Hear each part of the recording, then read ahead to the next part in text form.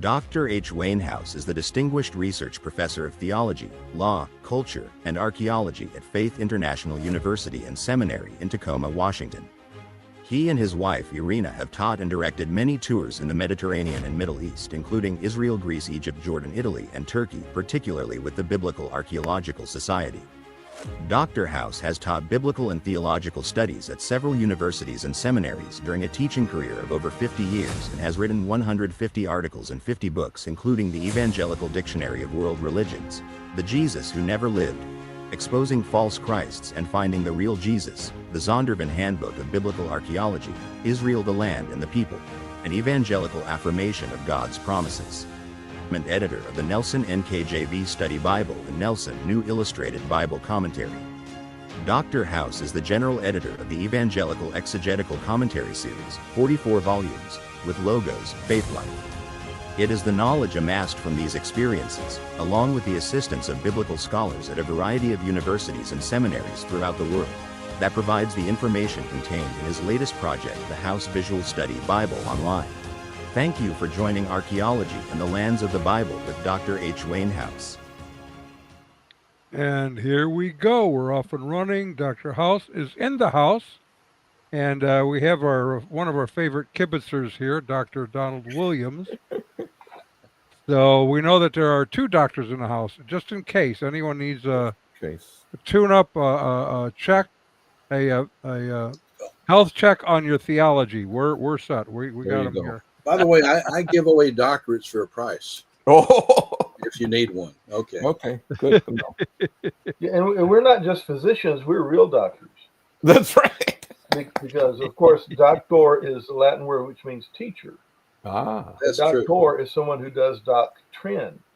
Oh. And so guys with an MD, they're not really doctors. No. Etymologically, they're just physicians. So. I'm glad we cleared that up now. See, so we could actually go on strike on that one then, and just not go through them. For sure. Well, we could in no time. We could spend like 15 minutes just doing puns on stuff. That could be interesting. Yeah. Well, I tell you, there's so much to talk about in archaeology, and so I'm trying to figure out how to divide it up in such a way as to differentiate certain issues, same time, different time periods. We're going to go do a lot of different things down the way. We'll actually go in to look at museum items. I went twice inside the Israel Museum with crews, where we did videos and photos, and even into the Shrine of the Book and all these places. I went to about 25 different museums throughout Europe and the Mediterranean, and I went to the 3 in Berlin and so forth, taking pictures of things and trying to bring materials that can be used. And of course, I'm putting all those things into my study Bible right now. Cool. And those will be coming out before long. And so if you haven't got the House Visual Study Bible, it's very simple to get anymore. It's just HVSB, that's easy. House Visual Study Bible, HVSB.app, APP. It's not a com, it's a doc. If you get a com, you get a bank. That's what happens. Honestly, goodness, I've tried it. It goes and takes me to a bank. What have I got to do with that bank? But anyway, HVSB.app, and that will get you to the Study Bible. And the new website is also very simple. It's simply HW House Wayne, Herschel Wayne House. I don't go by Herschel, but hwhouse.com. That will take you to the new website. And we're going to be doing a lot more things for those listening. We're going to be going to YouTubes with all sorts of classes and talks on archaeology and theology and biblical studies and everything under the sun. And I already have 2 people working on funds. I'm hoping to be able to start going international. So, keep those things in thought and send me a check. And there it is, folks. Okay, and with that, we are off and running. We sure are. By the way, most of that stuff is in the description at the bottom there. So, where do we start? Well, we could do this. Oh yeah, there he is. But I bet we need to do this first. Yeah. That looks good. Yeah. Okay. Archaeology and unfamiliar biblical sites in Turkey. Remember, we've been going through what so far? I like to test you and see if you're learning. What have we been doing for the last couple of times or so? Let me look at the past videos. Well, everything we saw, my mind's just a little dusty, I think. From all the rocks. Yeah, we talked about areas. Philadelphia. They call it the 7 churches of Asia. You realize when they say that in Turkey, they do not mean that there are 7 church buildings that were in Asia. Right.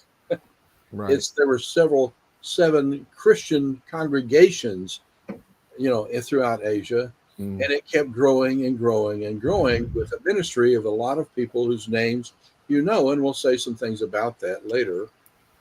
But Asia was a major place that the Christian gospel spread. And I think I told you maybe last time something. And if I did, I'm sorry to repeat myself. But to me, it's pretty significant that in 119, Pliny, governor at that point, actually contacted the emperor and complained about the fact that there was this new superstitious, that's the word, superstitious groups that are growing so fast in Asia Minor where he was, that the temples were being forsaken. That's how much it was going and growing and doing things. And, that kind of thing can take place. Now, we were talking a little bit earlier about Charlie Kirk, and I'll not go into a lot of that, but there's something significant in all of that. And I've done a piece that I'm going to be putting on my website, probably YouTube, in which I talk about people throughout the ages who have said the same thing, that you cannot ultimately defeat the church, because even with the blood of the martyrs, it just continues to grow and grow and grow, because God is working in the world to bring people to himself. Amen. And so, and I'm not saying any more about the Kirk issue right now, but the point of it is that's what was going on in Asia. People are willing to face death in order to present the gospel. Yep. And Paul, as you well know, nearly encountered that himself when he came in. And you have, just one moment, and then you have people like Polycarp and others who died for the faith that are also there in Smyrna and places that we visited. Yeah, let me get your question, Jeffrey. Okay, great. Thank you. This thing you said, superstitious, and how did they define that back then? What grouping of people was that, right? Yeah. Yeah. Well, I understand why you say that. By the way, some of the ideas, for example, Gnosticism, and some of these and viewpoints that came out of the various gods sometimes encountered some very high, religious views that were very ecstatic in nature and those kinds of things. You think, how do they come up with the word superstitious? I guess probably what they're saying is that it was so far out of the normal way of thinking about religion.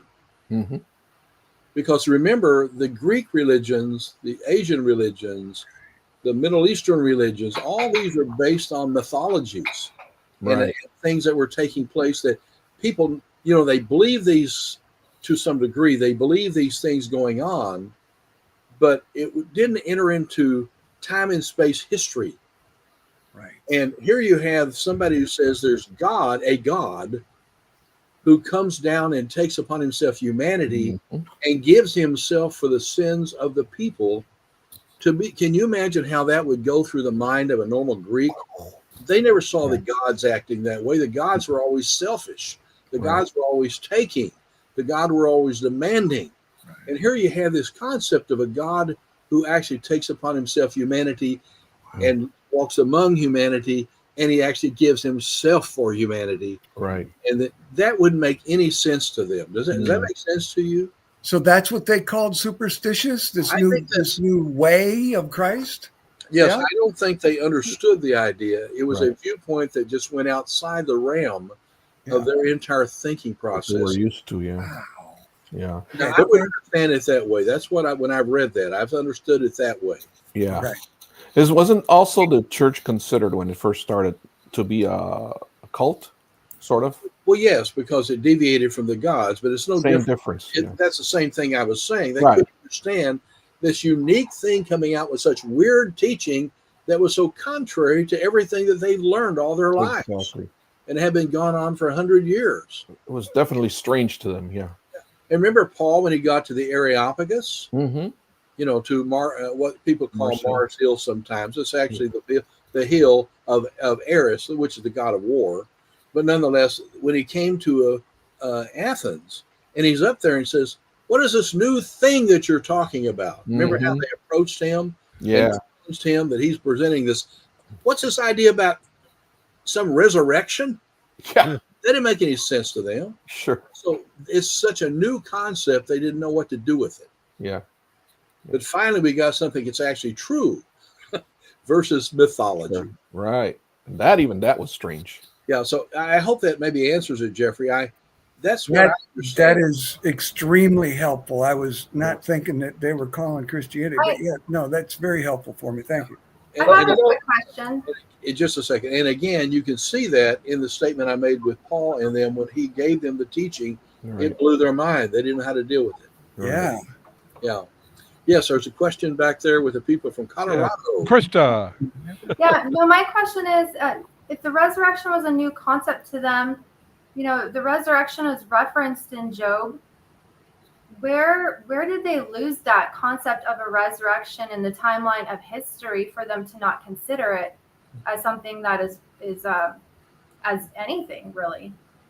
Well, the resurrection as a concept, see, you have to understand the Greeks were very much into what we would think of as almost like being Gnostic, and that means different things. But it's that aspect of Gnosticism where they really dealt with ethereal things, Mm-hmm. not material things. And so they really couldn't deal with the idea of these kinds of happenings that were so outside the mythology of their whole religious practices, because they never saw the gods and God and divine actions taking place as we talk about.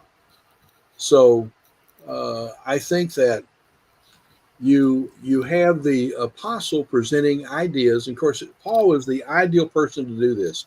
Can you imagine Peter up there trying to explain this stuff? Yeah. I mean, real serious with you right now. God had Yeah. a plan. Sure. And when he called Paul from Troas to go over, he had a plan. Mm-hmm. Absolutely. Peter, Right, because the apostles, Paul was conversant with the material that they read. He read it as well. Peter went to the Jewish people, and if you notice, he always relied on Jewish history and literature with the Jewish people. Mm-hmm. So that's and to your question, Krista, the Jews were familiar with the idea of a resurrection. They didn't all accept it, as we can see, even when Paul's on trial. Right. He appeals to the Pharisees and goes, "Look, guys, I'm on trial for something we all believe in. That's the resurrection." The Sadducees didn't believe in that. No. Right. The Greeks, I don't know that they were even aware of Job, for example. No, Right. they were not. Right. To my knowledge, the people to whom Paul spoke in, let's say, Asia Minor, as we think of Turkey today, and Greece and these places were totally unaware of this other kind of thinking. That's true with the Romans too. Right.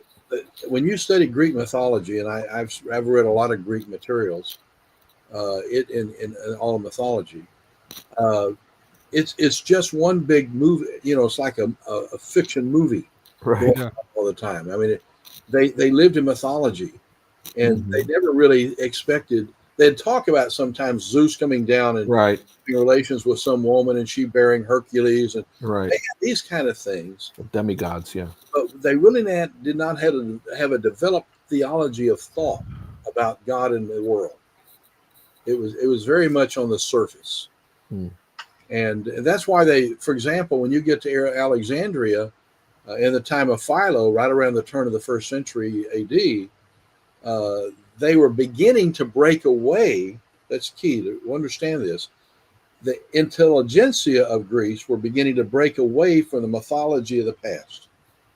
Mm. And they went into allegory, though. Mm. Of course, that's where Philo went, and that's where Origen went. Mm. When they dealt with a serious biblical text that actually talks about historical reality, Mm-hmm. they were not familiar with dealing with things with that historical concept. And so they turned it into spiritualistic and allegoristic kind of ideas. And that's what's going on at Alexandria at that time. They were taking and having a new renaissance of Greek thought from Athens all the way down now to Northern Africa. So you had to follow that idea. And I've spent time reading a lot of Philo, although I had to read it in Greek. But nonetheless, reading Philo and Aristotle and all these people and ones that operated out of Greek like Origen and so forth, you only had one school of thought that really was different from that. And that was one in Syria. Can't even think of it. Donald, you may have to help me on this. Up in the area of Syria, Antioch of Syria, Okay. and which you had more of a more historical school. But you see, the ancient world did not deal in the idea we think of as history, except for the Jews and the church. Mm. You see that? Now you have some deviation from the church because of some people I mentioned, but there's a movement going on in contemporary evangelicalism. I'm not going to spend any time on it today, but there's a movement going on trying to go back and say the biblical text is teaching this inerrant, wonderful truth, but it never happened because we learn truth about non-history. So God was actually not talking about history; He's talking mythologically. Oh boy! And so, but there's so much inerrant truth to learn from it. And then I go back to, and I'll say the end of it with this. I go back to 2 Timothy 3:16, and it does not say that all theological teaching is inerrant. It says all Scripture, which is the text, graphe. Yeah. All Scripture is breathed out by God. Not all theology, which is inerrant in my understanding, is breathed out by God. It's very important. The Scripture is a key to the Christian faith. Yes. Right. Not just have people roaming all over the place, developing ideas, and they're not going to be any better than was done with Origen, and he made some big mistakes. Yeah. So I hope that helps a little bit. Very much. Okay, you ready to take the next step here? Okay, you want to start moving and looking at some of the stuff? Why These not? unfamiliar biblical sites. There's a reason I said that. Because everybody's heard about Laodicea, right? Mm-hmm. Probably heard of Colossae. Mm-hmm. You know, probably heard of where else? Ephesus, Philadelphia. We've heard these words, but the ones I'm talking about haven't been talked about very much. Mm. And I'm going to move from Densley there all the way up to Hierapolis. That's where I want to talk about. I haven't got it on Densley right now. But Hierapolis, guess what that means? City of Hera. City of Hera. I mean, no, not Hera. Who's? It's a word. Priests or temples. It means holy city. Hiera instead of Hera. I was looking at 2 R's. Yeah. And this is a very important setting. If you'll notice where Laodicea is there, remember I showed you pictures of Laodicea. And by the way, the Turks call Hierapolis, that's Greek. The Turks call it Pamukkale. Oh, that's right. I remember that. But Laodicea, you can see all the way across the Lycus Valley and see this. It looked like a snow-capped mountain. That's where we're going. We're going skiing here in just a little bit, yes. If you like skiing on hot, salt water. No. Now, so we're going to move on up. Colossae's to the right, just to make a point. By the way, I saw some recent pictures. And I thought about trying to put them in here, but I just couldn't think where I saw them. But I came across some recent pictures of the excavation going on at Colossae right now. And they're really beginning to uncover some things there. I used to walk, every time I went to Turkey, I would always, when I finished Laodicea, I would go over to Colossae and look around and walk around the top and so forth. And you could see sort of indication of a civilization there. But now they're uncovering it all. Anyway, let's move to Hierapolis. Oh, move on, he said? Well, if we move on to Colossae instead? Yeah. Well, we can go to Colossae. That's fine. Okay, good. In Colossae, anybody know about the book of Colossians? I've Sure. heard of it once or twice. For sure. Yeah. It's Heard in your about Bible. It's the New Testament. And Yep. it had an interesting problem that was developing there. And I'm wondering how Mm. many of our people know the theological deviation that was beginning to take place at Colossae. Oh, when we pray, we hurt for the Lord is just being fruit. Trying to remember.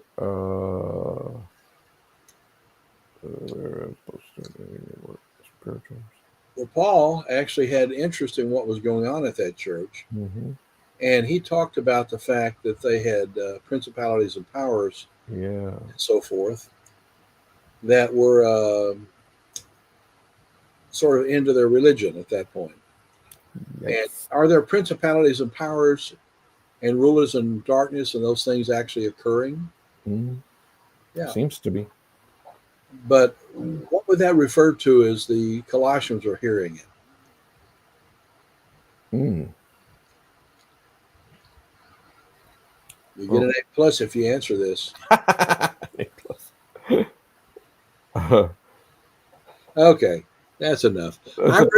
I've written 4 articles on the book of Colossians. If you'd like to read them sometime, I've actually put them up on my website at hwhouse.com now, where you can view videos and photos and all sorts of articles that I have and all sorts of other kinds of stuff we're putting up. So you may want to check those out at hwhouse.com. But let me just tell you, the Church of Colossae was influenced by an incipient form. I say incipient because the idea of Gnosticism, that term, did not become fully blown until the beginning of the 2nd century. Mm. But there are aspects of the later development of Gnosticism. By the way, I'm buying into the viewpoints there of Edwin Yamauchi. If you know that name, very fine biblical scholar. He argues this too. He wrote a book called Pre-Christian Gnosticism that you might buy if you want to read this area. But in Colossae, they believed in these, what shall I call them, spirits that were involved in the world. Mm. They had different ways to look at. Some were more powerful than others. Some did different tasks than others. But they were all spirit beings, but it has nothing to do whatsoever with the biblical teaching on angels, for example. Mm. But they did believe that that matter and spirit could not work together. They were not together. So that they had questions about the integrity of the physical nature of human beings sometimes. And when it got to creation, it became a big issue because they did not think the true God who created the universe would ever been able to have contact with the physical universe. Mm. So were they kind of like Docetists? Yes. Okay. Yeah, that's another form. But you have the idea that this God of the universe, he's untouchable by anything that's not purely spirit. Mm. And the physical world doesn't make sense to them. Now, do you see that might pose a problem with Christian thought? Yeah, I would say so. Yeah, good. I got an A What minus. problem would come about by believing in such a view? What problem you said? Well, let's just start with the hard part. God's up here and he can't have anything to do with the physical world. Pure spirit. What does that say as you start the beginning of the Bible even? Yeah. Well, definitely conflates with God's humanity later as he becomes Jesus. But in the beginning, he creates man. Okay. In the beginning, God created the spirits of the universe. Right? What you read? No. In beginning, God created the heavens and the earth was without form and void, and darkness was upon the face of the deep. Right. And God said, "Let there be light," and there was light. You know, when you go through the biblical text and see God's very involvement with the world, he's not standoffish, he's intricately connected. Does that make sense to you?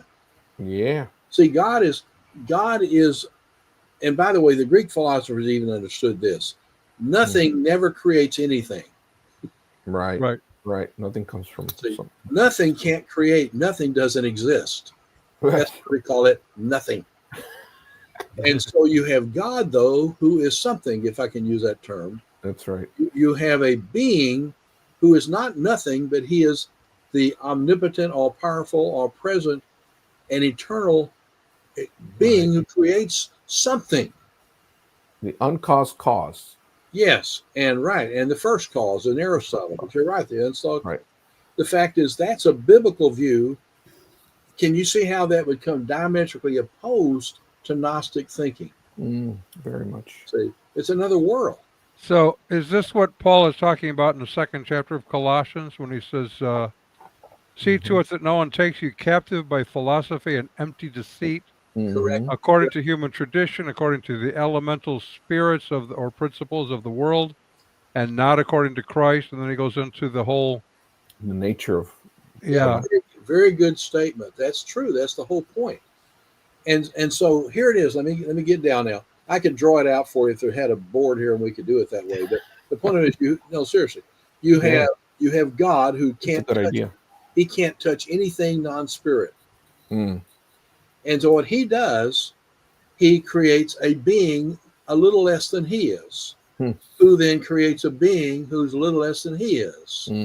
And they're getting closer and closer and closer to a physical world. As spirits, they're losing it as they go through and getting less and less. Transition, yeah. So finally, there is a demiurge, a special spirit being who actually is so close to physicality that he actually is the one who does the creation. Oh, boy. Now, they wanted to separate the idea of the physical flesh from the spirit as well. So they had all sorts of issues in their package of ideas that were not very workable in a biblical worldview. Can you see when it says that when you have Jesus made flesh, how that would ring in the ears of people who denied the connection of spirit and the physical world? Yeah. It doesn't make any sense. Right. And so that's what was going on at Colossae. Now, it wasn't fully developed. You see fully developed Gnosticism going on in the first portion of the 2nd century. But all this time is developing its ideology over the period from the time we have at Colossae all the way to the time of the beginning where we talk about true Gnostics. But they had the initial concepts that worked into the more final development. That was the root. Yeah.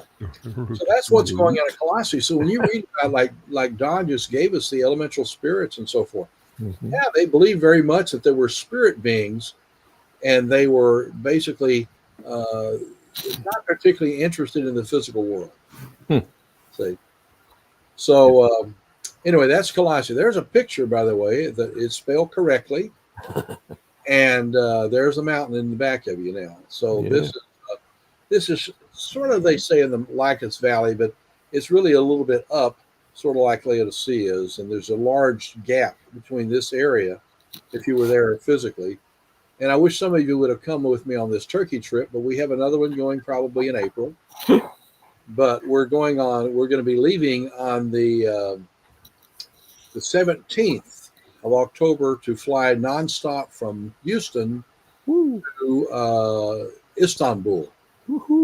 And I'm going to be taking the people not only to the museums at Istanbul and the churches and so forth, but we're actually going to take off in a bus and go down by ancient Troy and see the Trojan. There's no Trojan horse there anymore. Not the real one, at least. They got a fake. A replica, yeah. It's a fake horse. I promise you. I've been up and looked at it. A fake horse. But you can see the walls and walk in the area and see the various places of theaters and so forth. And on the way down to southern Turkey. But that tour will be 17 through 30, I think we're going to have, or 27. And then we'll have one late April, and then doing Israel in sometime later May. Well, let's move that and move forward. I've got all the commercials I can afford to put in. You see what Yeah. they charged me for this? Yeah, I'm telling you. Information on the biblical side. It was under 12 miles from Laodicea in the Lycus Valley. And I say the Lycus Valley is probably, I guess they call it that way, but it's not truly in an area that's lower. It's more the hills that surround that area. But throughout its history, it was known for its colossus. I don't know what that means. Colossus? Colossiness. Maybe. I've never had any. Never Me one, neither. to my knowledge. Yeah. Which has a distinct. I just got this out of an archaeology bit. What can I say? The material trade apparently attracted Jews to the city as well. Now, why would Jews be interested in material apparel? Well, it's wool and it's distinctive red. Okay. So I'm not sure. Yeah, the Jews very much were into this kind of business. That's part of what they did. It was founded by Epaphras, who was from the city, and Timothy. That's what you get in Colossians 1, 7, and 8. Now, if you read in Colossians, you'll find that Paul actually had several people that we know by name that were connected to the city. And so, you have Onesimus, you have Timothy was in that area. You had Epaphras and others. I believe this, and maybe Donald, who's more of a scholar than I am, can tell me, was this a city also that I think the Onesimus of Paul and the remember him being in prison and coming out and being accepted by the man Philemon, I believe, right? Was it I think it was at Colossae, is that correct? Might have been. I don't remember. Okay. Anyway, it says a home of Philemon, the recipient of a letter from Paul. I put this down in hopes that I was right. And his runaway slave Onesimus. There you have it. See? There it is. Yeah. Now, see, it could be wrong. It's in print. So Christianity thrived in the successive centuries in this church. By the way, remember, it had this really downside that through the teaching and the work of Paul and his disciples, they were able to turn this church away from some of the ways in which it was moving. And I think that's really true. Paul went there. I think it had real problems, and he taught there, and I believe it began to have corrections. Good. I don't know about you, but the modern church really doesn't like doctrine much. Really? What makes you say that? You notice that? Well, I just, that's not my church, not where I go. Right. But the modern church is not real crazy about doctrine. They've got all these deviations from what we've thought in the past. And I've got a talk that I'm doing. For example, a church is coming Sunday. The pastor and his wife have gone off for a couple of weeks up in the area of the Upper South. And he asked me to speak out of 1 Timothy chapter 5. And what you'll find, sound doctrine is what brings stability to the people of God. Yep. It's not some great song you're singing. Everybody's happy and clapping their hands.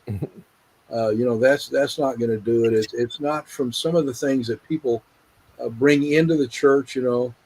It comes by believing true statements about what God teaches. Amen. And solid. That's why I say solid. A solid church is built on solid doctrine. Yes. Now, don't get me wrong. There are churches in the past, and I won't mention the name. That it's in Houston. Yeah. That they had a guy that all he talked about was doctrine, and if you even look differently than you should on a Sunday morning, he'd probably ask you to leave the church. And I know some stories that I will not go into, but the point of it is, I know people that belonged to this church years ago, and he was into doctrine to the point he even had his own doctrine dictionary. I had a copy of it. Whoa. Where you could understand what he meant by what he said because you never knew the terminology. And so people would listen to his doctrine in their homes if they were not close to the church, and they listened to it on the tape player. And they absorbed the doctrine. And see, doctrine is good, but it can't be totally separated from other elements that are also important, like giving and loving and caring and ministering and those kinds of things, which is also the life of the church. Right. And I talk about that in 1 Corinthians chapter 6 on the next week. There you go. Sound doctrine and really getting involved in the lives of other Christians and separate. Yes. So both elements are important to the life of the church. Mm. But if Paul had not got this church straightened up in doctrine, who knows where they would have ended up. So Paul definitely went to Colossae, and because I got this Bible charts and maps, the Rose book, and I just thought I'd pull it out to see this geography. And I was looking at his travels, so he went there to that Colossae. I can't say for sure. I don't know that he went there. I know that he had connections there with his teaching. Got it. Okay, cool. So I was looking myself at that. Thank you, Jeffrey, for bringing that out. He was ministering close by there, but I'm not sure if he ever actually spent time in the church group. But he did write a very potent, very strong letter to correct the errors that were there. And of course, you do have Timothy was there connected there. Yep. And you also had the other people I mentioned. So Paul had connections there that ministered as well. But they did correct in that church, apparently, some of these deviations from Christian thought. His journey to Rome, he went like really close to it. But right. So I think there are several cities close by there, yes. Yep. So I don't think he did. I mentioned some more about Colossae. Due to raids from foreigners in the 700s, the city was abandoned when its residents moved to nearby Konai. And so they had a better defense, probably a higher mound and wall. Has not yet been excavated when I wrote this, but now it's being excavated, and I saw some of the excavation just the other day, and I'm trying to think, where did I see that? But there's an article somewhere on the internet that I came across and read on it. So if anybody sees that, be sure and let me know too. Okay. But I will know it by person because I'm going over there with my That's church even better. and looking at it. And I don't know if they'll try to bar us from coming in or what. When I was in Smyrna, I made friends with the from the archaeologist and in charge of it, and so we could do what we wanted. So if you can make friendships, it always pays off. There you go. Anyway, it's near Laodicea and Hierapolis, and I've already mentioned both of those to you. Though the latter is on the other side of the Lycus Valley, which is what? Hierapolis, and remember I said it looks like a snow-capped mountain? Right. We're going to get to that. It's a great place. I love going there. Now, so it's near Laodicea, which is close to Colossae. Now, let me mention something about this. There's a debate on this question right now, so let me tell you the two views. You have a statement in the city of Laodicea when he says, "You're lukewarm, you're not hot or cold, and because of that, I'll spew you out of my mouth, since you're lukewarm." And the viewpoint that was held for many, many years, and I don't know but that is still correct, but I've got to do some more research on it before I make a final decision. But for years, it was argued that the hot water from hot water from Hierapolis, actually came to Laodicea. Okay. And that the cold water from Colossae, very cold, and I told you I drove my car around there. Yeah, that little river. Found the place. I always like my people on tours. I always take them and try to show them everything I can to open the text up. There you go. That's my job, and I love doing it. So I'll take people and show them, here's the running water. Put your finger in it. Feel the cold. It's still cold. And even the streams are out there in front of the tail that you see coming out. It's just on top of the ground. It's still flowing out cold. Wow. So people used to say, well, that's cold. And Hierapolis is hot. And I guarantee it's not scalding hot, but I always bring my bathing suit to get into it. Because it's a sauna, man. You get in there and just relax a little bit. Nice. And it's good on you. And we take time on the tour to do that because you don't have too many opportunities. So, but the point of it is, I can understand why they say, well, there, see, when hot and cold gets together, it makes it lukewarm. That's the view for a long time. A new view being argued, and I've got to try to make my decision on what I think. But it's argued that neither Hierapolis or or Colossae actually had a some kind of channel that System. went into Laodicea. They said Laodicea had its own faulty, salt-driven kind of yucky water. Oh, You know, I think the technical term is yucky. yeah. And so they drank this terrible stuff that was to drink. And that's the lukewarmness. It's actually inherently in where Laodicea is. So it's their own origin, It's basically. its own source. Yeah, yeah. Now, if that's true, it doesn't change my view Obviously. of the fact of what lukewarm means. Sure. It says you're neither hot nor cold. That's still true. Sure. But you're lukewarm, which is not very good. And you're very good, just like your water. That's true. That's why. Right. Sure. Makes sense. Just like your water, you're lukewarm, and so are you. That would be the So insinuation. the way I go, I don't lose my story. There you go. Whether it joins or whether it doesn't join, Right. because Laodicea's problem, remember, they were wealthy. Remember the gold that they received and all the cloth that they made. And by the way, which is still a center for that. If you go to Turkey right now, near that is, in fact, a place that you can buy cloth stuff you want. But anyway, so you have all these things that you say makes you important and great and marvelous, but now you're just a bunch of lukewarm people with dirty water. And so that's what we got. Interesting. That's Laodicea. But we have Colossae, which has this wonderful stream, and I'm eager to see more of what they're doing. I can't talk a lot about it until I actually spend some time on the archaeology of it. And I just haven't had time to do that yet. But I found my first article the other day, a real good one on the internet. I got to go look for it again. Now, let's Colossae from the south. Let's keep moving. There's a tail. I walked around the top of that more than one time. And I thought there's something under here I can sense that is a stone. And I think there's a wall there historically. Even the grass kind of looks like a rose. You can Yeah. see that little bit striations. Yeah. Tell Colossae. Can't tell it much. I'll keep going. See, there's the water that I'm talking about on top of the ground. Wow. Yeah, there's so much of it. Cold. You know where that water is coming from? The mountains? If you look around Colossae, you will see mountains. Yeah, that would be it. Oftentimes, mountains bring water to people and places. Yes. When I get to the point in our study down the way, I'll take you to a place called Tel Dan. Now, Tel Dan is a place where Dan, the tribe of Dan, left the area of the Philistines and so forth. And they, by the way, who were not Palestinians, they were Greeks. They were not. Yeah. But anyway, they left the lower area where Samson didn't do a real good job of getting rid of the problem. And they moved very north, the most north section in their Samaria that they could, to be in Israel.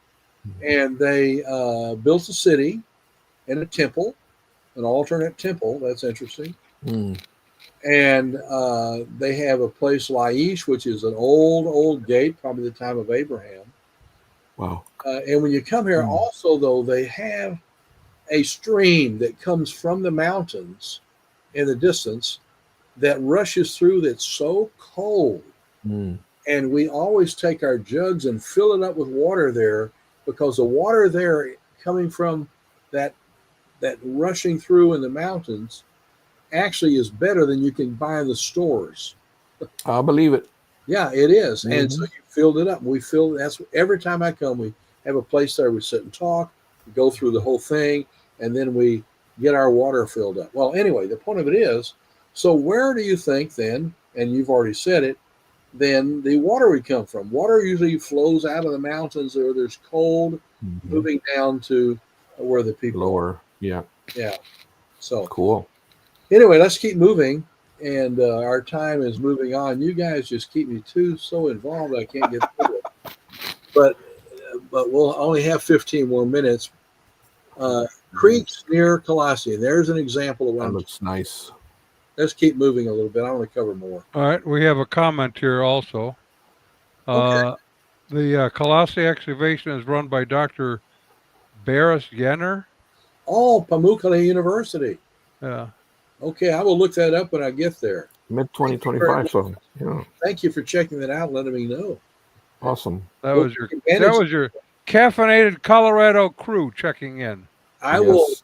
just a second, I will actually go through and find more information on that based on what you gave me. And we will try to talk more about that last time. What'd you say now? I said that was from the Colorado caffeinated crew. Yes, that's why I said I appreciate very much you finding that.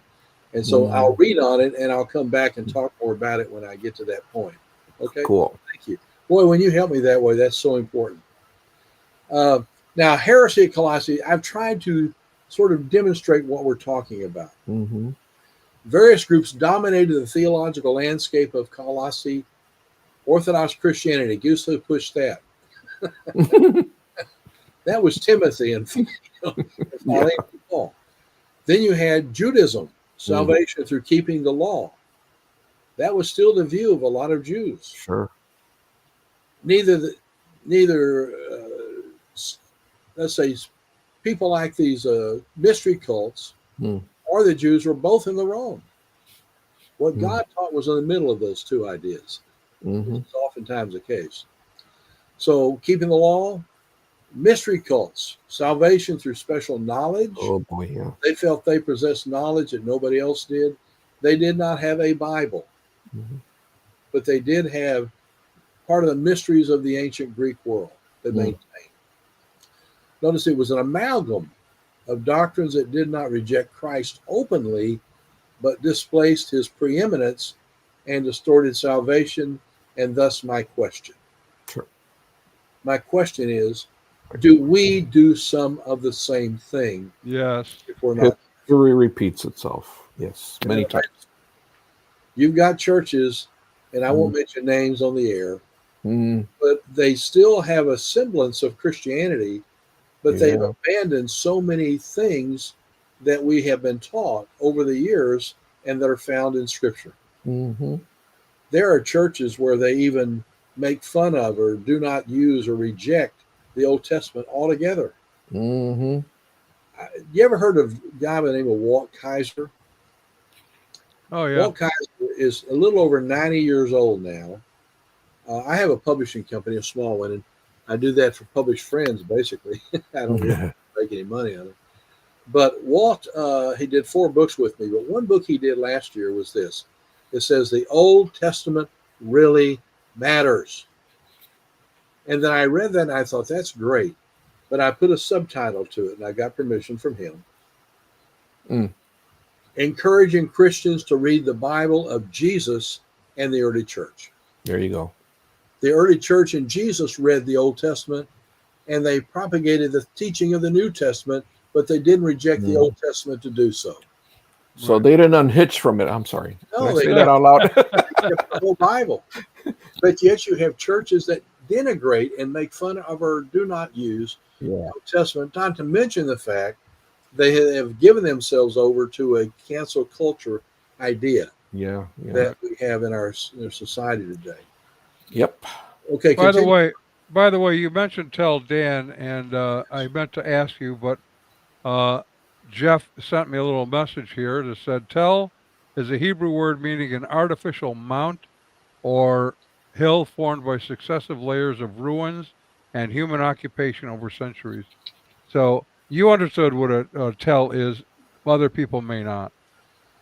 Well, that's true. And I thought I had said something about that at the beginning, but maybe I didn't. And if I didn't, one of my sessions will be an introduction to archaeology more than I've done.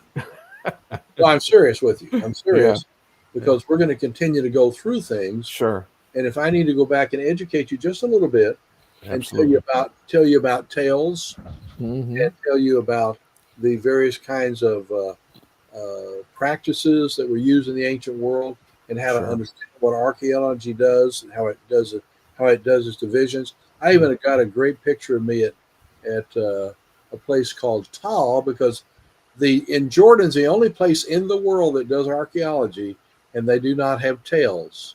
Everybody says tale. Jordan says Tal, T-A-L-L. Oh. So we have to say Tal Tall Hammam. tell. Hammam. Tall That's Hammam. where I've been 6 or 7 seasons going there during parts of the seasons to Tahamam, where I think is probably the legitimate site of Sodom and where you have Sodom and Gomorrah, Oh yeah. one of the cities around. But I'll Oh, talk that's about cool. that later because I'm going to actually show you a lot of stuff about Tahamam and what's going on. But that's in the future. Ooh. Thank you for bringing that up, though. I appreciate it very much.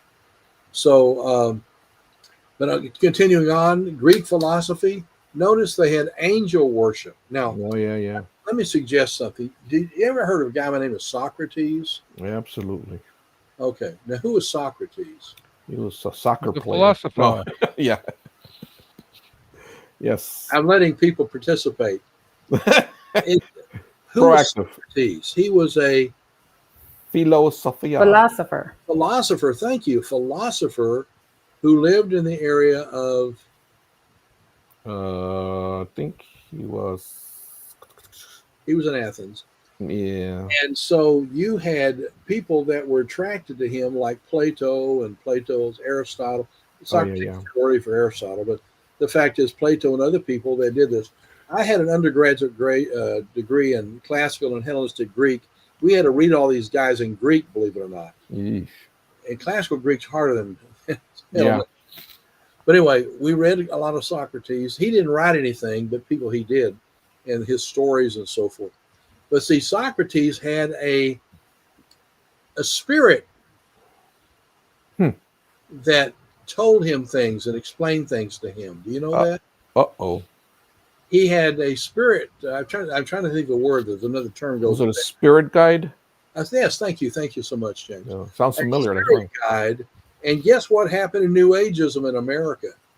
Spirit guides are Had abounding. spirit guides leading them around. You know who those spirit guides were? Yeah. No They bueno. were angelic beings. Yeah.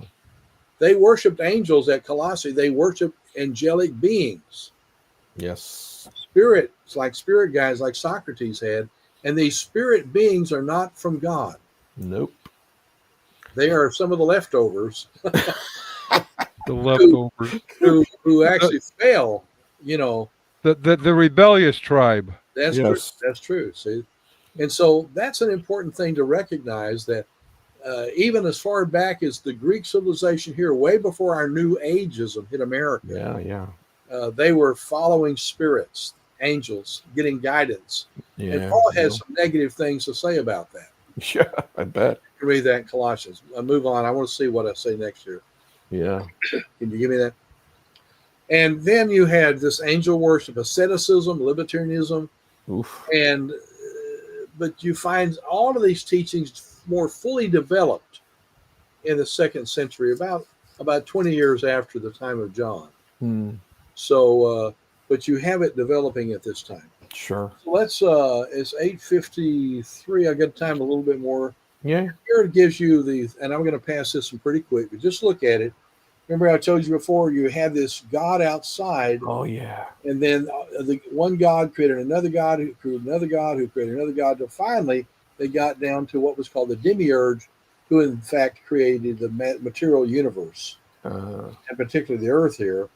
And so these are the archons that are talked about, the rulers and the principalities. These things that are talked about in Colossians were part of ancient Gnosticism.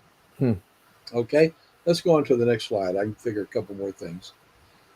So here's a passage that you can read. I'm not going to read it all, but see, he is the image of the invisible God, the firstborn of all creation. For by him all things were created in heavens and on earth, visible things, invisible things, thrones, dominions, and so forth. The point of it is, Paul is talking about Jesus, but he's positioning Jesus in their theology right differently than the concepts that they had been developing. Can you see that? He's trying to replace the false teaching with the truth. Yeah. And by the way, I wrote a book years ago called The Jesus Who Never Lived. And people look at what? I read the subtitle. It says Exposing False Christ and Finding the Real Jesus. There you go. And what I'm saying by that, sometimes you have to come in and help people to recognize that the one that they've been following under certain standards is not the one who actually ever existed. And Right. that is a problem. Yep. Let's move on just a little bit more. Just a little bit more, eh? Yeah. Oh. It looks like Colorado. Okay. Now, corrected by Paul in Colossians, and you can see this if you want to see this later. How I put Christ in redemption and Christ in creation. And I try to lay it out. You can see this thought that Paul developed actually has a poetical kind of form to it as the things relate to each other. Mm-hmm. And you can see that between 15 and 18 and 16 and 20. And what's the pivotal concept? It usually comes in the middle. He is before all things, Mm-hmm. and in him all things consist, and he is the head of the body, the church.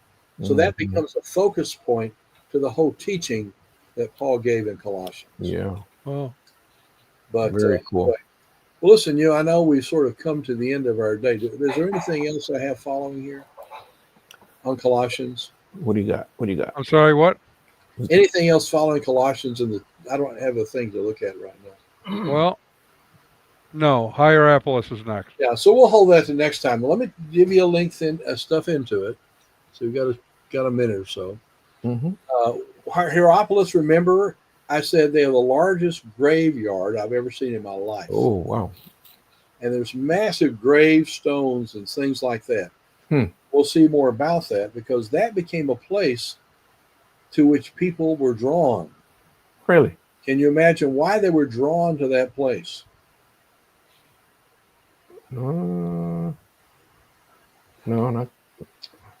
Looking for spirit guides? Yeah, that could be one. Don, you can go home. You can go home. You're not adding to the conversation. It's their holy place, wouldn't it be? What? It would be their holy place. Well, yeah, it became later for Christians that way. And guess who the guy who was in charge of the Christian congregation at Hierapolis? His name was Papias. Oh, Interesting. Okay. And did I get that right? Yeah, Papias, yeah. And he was a disciple of someone who was a disciple whose name was Polycarp, who was a disciple of John. Mm-hmm. right. John had a lot of influence long after he died. Okay. And one of the places he had influence was Hierapolis. That's another thing they had that was really cool. No, actually, it was very hot. Yeah, they had warm water. They had very nice warm water that's steaming from the earth, not steaming to the point it boils you. I mean, it's not dangerous. Right. It's very nice hot water, and you look and people walking this on their feet and walking around, but you have places there you just sit down and relax and have the water to refresh you. Can you imagine why people, particularly older people like some of you, but of course not me. No. But if I were older, I'd want to be some at Hierapolis and enjoy the hot water, wouldn't you? Sure, absolutely. So they had several things there, but they had something else we're going to talk about next time. And you can just think about this. I'm going to show you the place that you enter into to go to Hades.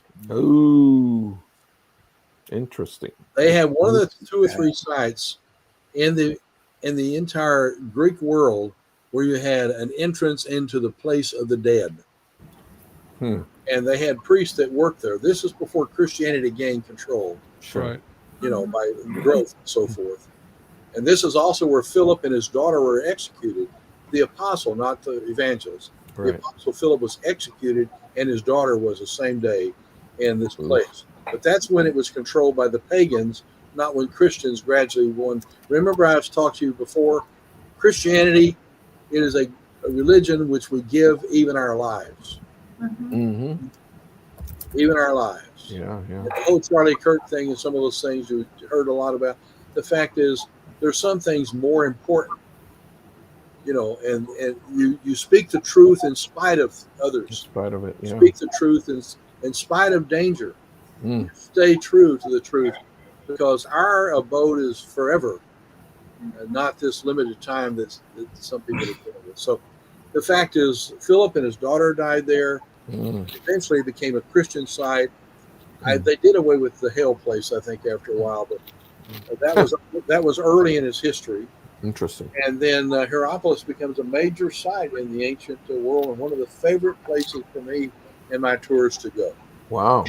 So anyway, Very interesting. it's going to be really interesting next week with, say it with me, Hierapolis. Hierapolis. Great. You guys are ready to go. I'll sign Hierapolis. sign you up for the tour in April. Like this guy. Oh, April is the next one. All right. So for those who are tuned in, we Yeah, will any see other you. question? I have a quick question. So you mentioned angel worship. Just really quick, how do they classify angels? Would they just be considered gods with wings? Well, no. That's you do have certain things that were done in ancient mythology that where people had wings. Right. It has nothing to do with this. They were viewed as spirits, Okay. not so what we think of as angels. classifying- Who come, yeah, they were spirit beings, Mhm. and that's actually what angels are. They were spirit beings. Right. Sure. And we've got the angel with the wings because we think, how do they fly around? Oh, they have wings like birds do. They don't need the wings to get around. Sure. Right. Okay. So, but that's a development that takes place, over time. Good question. Thank you. So For would dramatic- Athena be considered an angel then? Would who? Athena? Athena would be considered a goddess. Okay. And So by what the would way, be the difference between that and a spirit? the goddesses were physical. Um, Remember the goddess? She had many breasts. Remember, to feed the multitude. She had the deer and all the stuff to shoot arrows, and the gods were all physical in nature. These spirits are a unique perspective that is different from the basic historic Greco-Roman mythology. It's another ball game altogether that began to develop Sure. over time. It came out of actually. I can't take time to do it. I did a whole paper on this, but the point is all this spiritism actually came out of places to the east of the Greco-Roman Empire and worked its way into it. No surprise there. Yeah, and it came out of Eastern mythology Yeah. that was not Greco-Roman. Greek. Right. All right. We're Sense. going to end the stream for those who are out there tuned in. Thank you. Adios.